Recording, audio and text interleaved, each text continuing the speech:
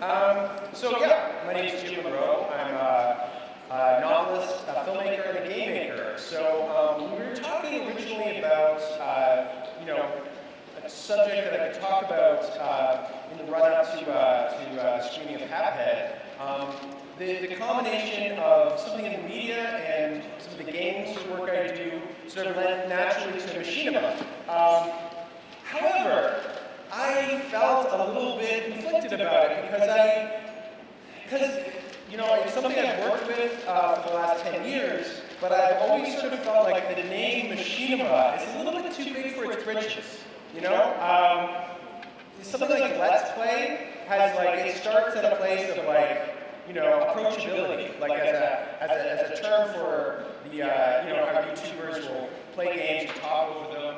Machinima sounds like it's trying to, and at some point it was positioned or framed as something that would replace live action cinema, which I never believed personally. But 10 years later, I've got to a point where I sort of can talk about some of the projects and hopefully sort of give people some ideas on the intersection between filmmaking and game making and potential uses of it in their practice. So I'm going to start by showing a little video, just 2 minutes of this video called My Trip to Liberty City.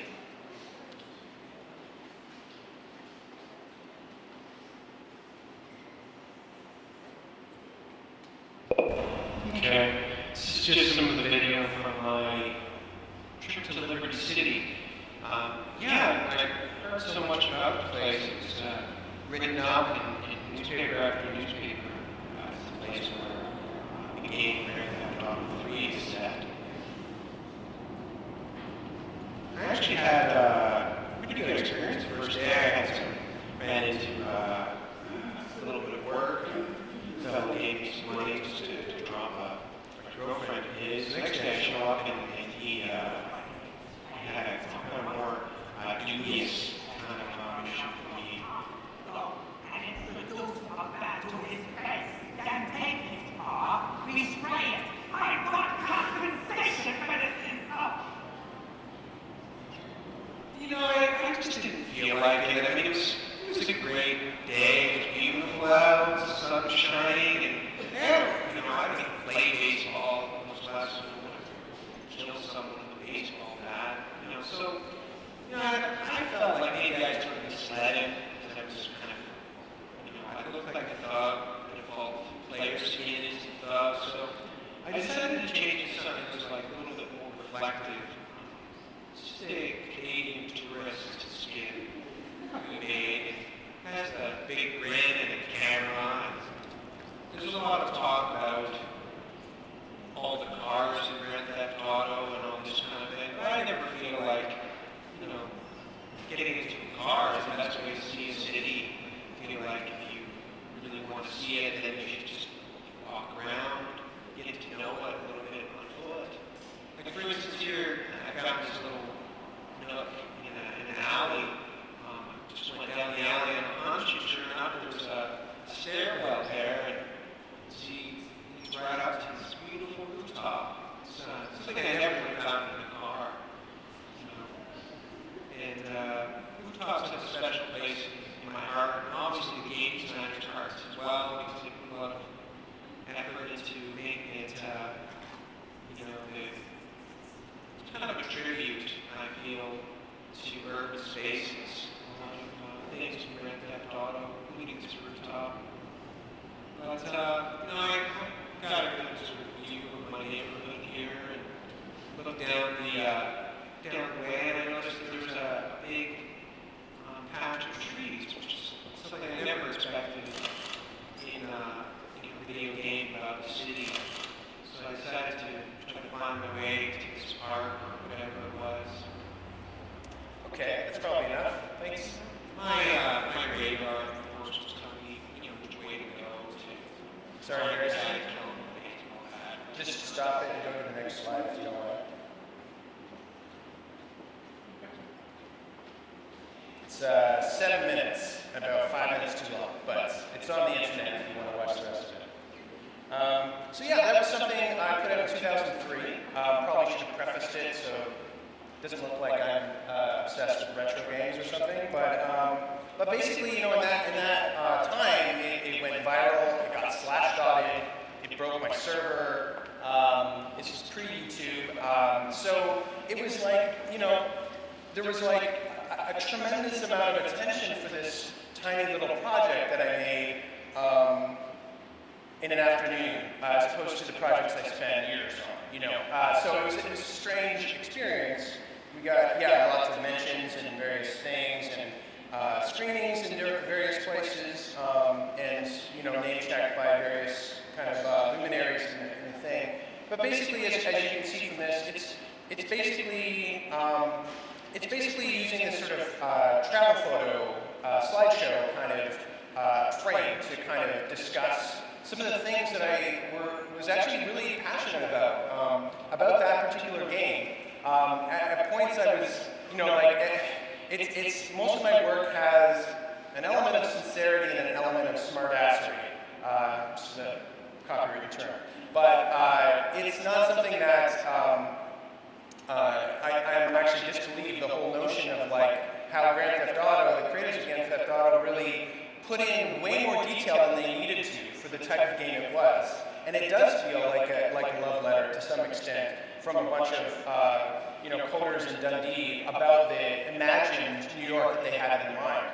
So I wanted to show that to people. I wanted the artists that I knew to be able, without computers that could run it or consoles or whatever, to see this world and to see the potential in it. So a lot of it came from a very genuine place of wanting to share that with the world. And it is one of the better things I think about the notion of machinima, or making basically what is an interactive media into linear media, which is that it's a way to share it for people who aren't ready to kind of jump in and get invested and make those choices moment by moment. So it really gives them a kind of a view on that. So this is, I'm just gonna, so this is basically a CD-ROM zine that I did. This was the version that I did it for. It was our dressing up and stepping out issue. So this was just a little CD compilation that I made, and the reason I made the thing in the first place is, well, I had all these other neat videos by people I liked and was inspired by it, and I wanted to make something that kind of like reflected where I was at that particular time. So it was a very, very much a kind of like, whim of the moment type of thing. And these are some of the skins that Mark Mooney made, custom made, the Canadian Tourist one in the middle, of course. The attack mine you didn't get to see, and George W. Bush is there somewhere. So this next one I'm going to show you is called Yoga Deathmatch, and it came out in 2005. So if we could just play that, it's 4 minutes. I'm going to show you the whole thing.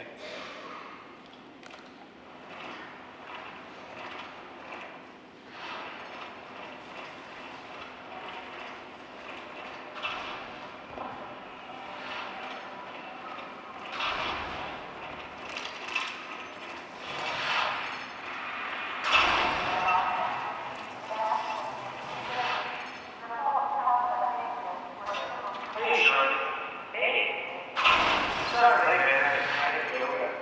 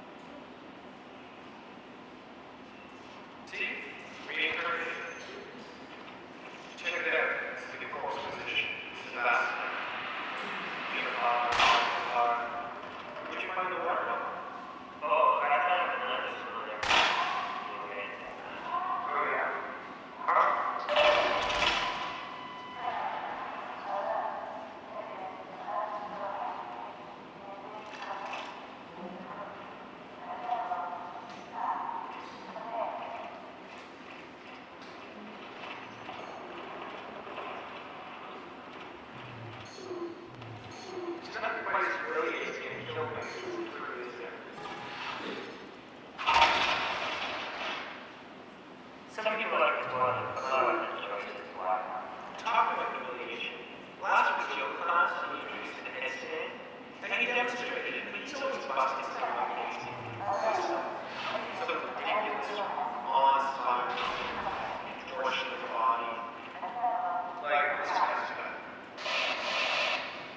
And basically, me and Susan were always back. We stopped and we were waiting and watching us. So, we're screaming and pushing and, failing miserably, basically. I make the mistake of looking around, and I noticed that we're doing what the class we can't do it. Like the 3 tiers in front of the class are all like completely straight and up. The worst part of it is because they're facing backward, they're staring at us. These serene motherfuckers staring at the yoga losers in the back of the class. But, I just shut up pretty good at all day, so it's good, it's good for the soul and all that. It's good to get a little dose of humiliation.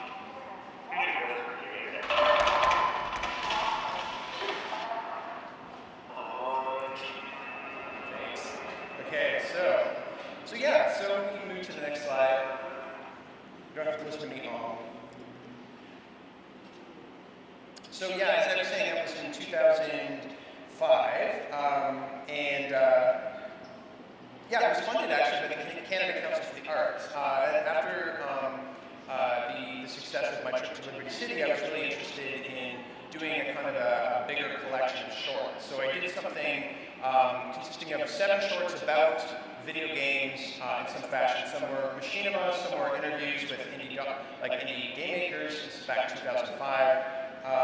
It was called Pleasure Circuit Overload. It was kind of just a video art collection. In general, Yoga Deathmatch, for whatever reason, wasn't nearly as popular. And I think it's a time and a place and a kind of straightforwardness. As you can see, there was in some ways, I was sort of mapping my experience with yoga onto it, and maybe it was more complex, or just, as I say, sort of you can never sort of figure it out. What will catch on, what won't. But it also sort of walks that weird, sincere, absurd line, which sometimes people like, sometimes people find it uncomfortable when they can't designate it. So through that Novel Amusements zine that I made, I ended up meeting a ton of directors who I thought were more talented than me, basically. And so we sort of combined forces in 2007 and 2012 to make lo-fi sci-fi films. So this is a venture entirely into as I say, lo-fi sci-fi, where we're trying to sort of communicate the words or the world through dialogue rather than big sort of super high-budget special effects. It was a really interesting creative challenge, and it was all live action, so there was no machinima in either of these. They were but they basically laid the groundwork for this new work, which is called Haphead, which is just being released. So I'd rather just sort of show you this trailer. It's about 2.5 minutes to see, to get a sense of how we integrated machinima with that. Can we go full screen though?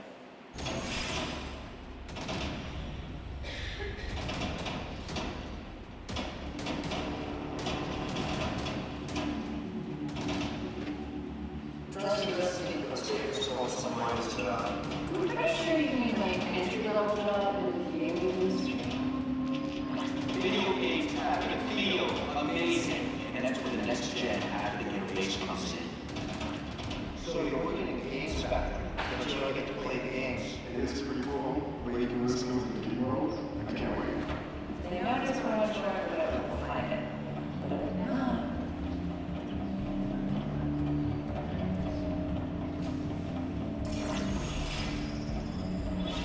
Players are going to feel very much just as if you were in the game world. You must like Haphead posters around here.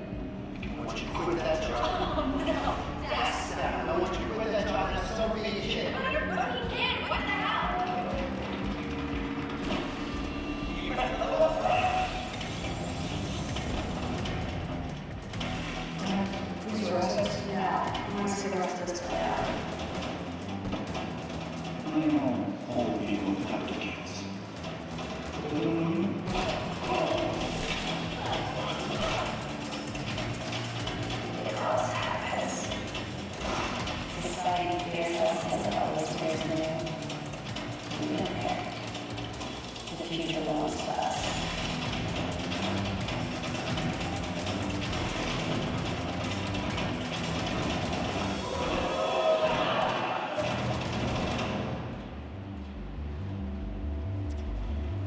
Okay, so we can go to the next slide. Yeah, you know, if you like to look at that, we're screening it almost immediately after, giving people a chance to grab some food and then come back for a cyberpunk matinee. So, yeah, that looks like your thing. Come back. So we're looking like at this stage. This is just released earlier this year. This is the first Machinima work with Machinima that I didn't do myself. This was done with animator Sagan Yi. Like as you can see, it's mostly live action. There are sort of like we use Machinima for the in-game segments, and for that we actually worked with an indie developer called Wolfire in San Francisco. And the game is called Overgrowth. And when I knew those guys from various conferences and stuff, and when I was writing the story, I wanted Maxine to be into a fighting game, but maybe not as obvious as a Mortal Kombat clone or something like this. And so their anthropomorphic rabbits were just like, this is perfect. This is like a great, weird kind of combo of stuff. And they were into basically us using it, and they were happy about us using the footage for that. And this like I'll show you a little bit later. That like the fighting segments were one way we used Machinima. We also kind of later on had a kind of a place where we did sort of more sincere storytelling of it. Like sort of using it for like a more sincere kind of approach rather than a kind of ironic or comedy approach. So I'm going to go through real quick some of the pros and cons we found with this particular project. Basically, you know, one of the things to think about if you're thinking about Machinima and you've done live action is that really what Machinima is puppeteering, and you never will get that kind of like emotional kind of impact that you will with real people, because they're, you know, we're just sort of hardwired to sort of like absorb a lot of that emotion through the face of a real person. We also found, like, in the sort of tech side of things, that interfacing with traditional movie workflow was actually pretty challenging. Like, we thought, well, you know, we'll capture a bunch of stuff with Fraps or another kind of Bandicam, I think is what we eventually used. But basically, kind of getting it from that place of you know, full resolution sort of shots, and to our director and editor, who's used to dealing with a very specific codec and stuff, that was actually more challenging than we thought. And as well, and this is a little bit of the divide between kind of the film world and the game world, our original capture of some of that Machinima, the frame rate was lower than it was lagging and it was choppy. It was maybe 15 frames a second. And they thought it was fine, but it was not fine. And from a perspective of like a gamer, when you see that frame rate lag, it's kind of extra irritating somehow. Whereas if you're not accustomed to seeing the footage at all, then not having a smooth frame rate isn't bothersome. So we had to kind of like walk our film people through that. And yeah, and the other thing that, as awesome as Overgrowth looks, as soon as you put it outside of 1080p live action, shot well, cinema, you know, really sort of like well framed and stuff, it invites comparison. So when you see a clip in isolation on YouTube of a game, that's quite different from seeing it interspersed with live action. And sometimes people were sort of negative about the game somehow, which they shouldn't have been, because it's just an awesome game. But I'm going to go to the pros. So yeah, I mean, one of the amazing things about it was that we got to work with an indie developer, which is much closer to my heart than working necessarily with a big corporation. Like, both from a kind of cultural standpoint, but also because the indie developer actually had something to benefited from the connection and benefited from the exposure to a different audience in a way that Valve or Rockstar just don't care about, right? So, and it was interesting too because in many ways it sort of allowed us to explore this, basically what we sort of thought about as an in-kind collaboration, but in some ways, you know, could be looked at as product placement. But I mean, for us, it came from a genuine place and was integrated with the project from the beginning. But at the same time, when it came to our crowdfunding campaigns and stuff, it actually gave us an advantage because those guys were able to throw some of their audience weight behind it and stuff like that. So that really sort of helped us kind of like, it was a partnership in a sense. Yeah, and also using the anthropomorphic rabbits was really fun because if y'all are familiar with Uncanny Valley, like the kind of creepiness you get when you get like a face of a human being that is just a little bit off, like even if it's 99% of the way there, it's creepy. So it's working with rabbits, it takes it out of that frame entirely because rabbits are creepy anyway. So if you get a look at them close up, so it sort of doesn't invite comparison in the same way that some of the other things do. Yeah, and I'm going to show at the very final thing here, the beginning. Maybe we can do it without the sound. I just want to show some of the other way that we used the Machinima in the overgrowth world. If you want to just play it. You can see, like, yeah, and just turn off the sound if you don't mind. Sorry. Okay, so yeah, I saw a hand or two, and maybe I can take a question or two while this is going. Someone? No? Someone's just looking to go to the bathroom or something. All right. Yeah, so, okay, yeah, so I'll do a play-by-play with this then. We have our traditional things. We've seen in the piece up to this point, she's always fighting the other rabbits. At this stage, she's noticing that if she's aggressive, they're aggressive.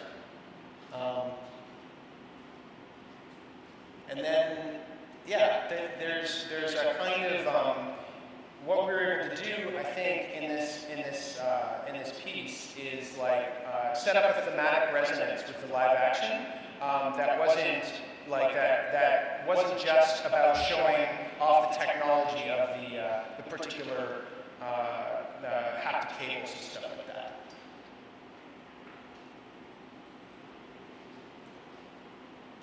So yeah, so she goes down here and discovers that there's all these other rabbits, and they have this little community that she wasn't aware of before. And it starts to, I would say, humanize them, but it's probably not the right word. Rabbitize them in a different way. But anyway, yeah. So yeah, that's all part of the full season that we're screening afterwards in about 20 minutes, whenever we can get it on the go. But yeah, that's about it for now. So we can probably go to my final slide there. And yeah, that's it. I think